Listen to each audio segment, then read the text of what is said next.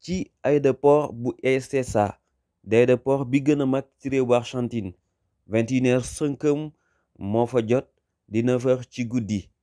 ab mbooloo bu am solo di xaar jàngkat bu ràññeeku bi ci àddina di Serigne Khadim Kébé mun na ma ñëw fii Argentine ngir jàng si fii la 11 novembre yamoo ak bi Serigne Bamba dellusee ci tukkeem bi ci teewaayu nag teextu bi ñu ràññee ci Serigne Abdou Lahad Faye mu teewal fi fédération daayira Mouride teewal fi itam kuréelu xasida bu Argentine ak mbokku jàngkatu xaside yu bari ñu ràññee ci sëriñ Modou Mbay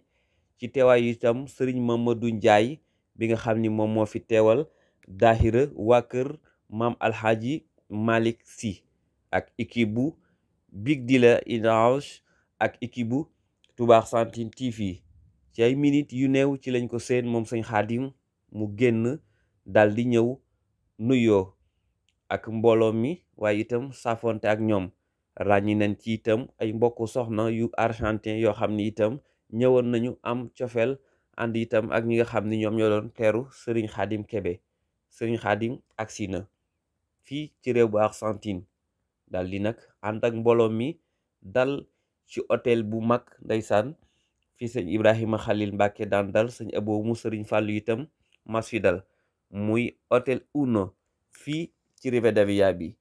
kon incha allahu sëñ Xaadim dina nekk ci hôtel boobu ajjuma ji tey jilee